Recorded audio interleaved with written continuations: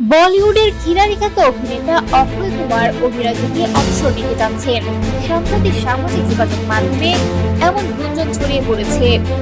বিশেষ করে তার সাম্প্রতিক সিনেমা ভূত বাংলা প্রত্যাশিত সাফল্য না পাওয়ার পর থেকেই এই আলোচনা আরো জোরালো হয়েছে।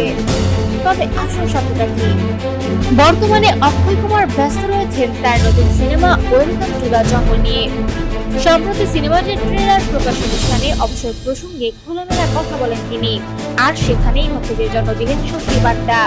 অক্ষয় জানান, অবসরের চিন্তা যে কখনোই মাথায় আসে না এমন নয়, তবে সেই চিন্তা স্থায়ী হয় মাত্র 5 সেকেন্ড। রসিকতার শুনে তিনি বলেন, ভোরে ঘুম থেকে উঠে মাঝে মাঝে মনে হয় এবার হয়তো অবসর নেওয়া উচিত, কিন্তু 5 সেকেন্ড পরেই মনে পড়ে যায় শুটিং সেটে আমার জন্য 300 মানুষ অপেক্ষা করছেন। তিনি আরো বলেন, তখন নিজেকে বলি থাক অবসর কাল নেব, কিন্তু পরদিন আবার একই ঘটনা ঘটে। এভাবে দেখতে দেখতে 36 বছর কেটে গেছে। শুধু কাজের দায়বদ্ধতাই নয়, অবসর জীবন নিয়েও মজার মন্তব্য করেন এই অভিনেতা। অক্ষয়ের ভাষায়, আমি যদি অবসর নেই তাহলে বাড়িতে বসে ইলেকট্রিশিয়ানের কাজ করতে হবে, কুকুরকে হাঁটাতে নিয়ে যেতে হবে, কিংবা বাগানে দেখভাল করতে হবে।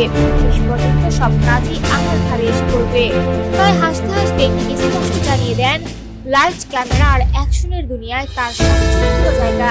শুটিং সেটের ব্যস্ততায় তাকে প্রাণবন্ত রাখে।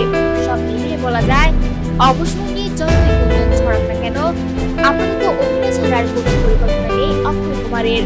বরং নতুন উদ্যমে তিনি প্রস্তুত হচ্ছেন দর্শকদের আরো নতুন সিনেমা উপহার দেওয়ার জন্য।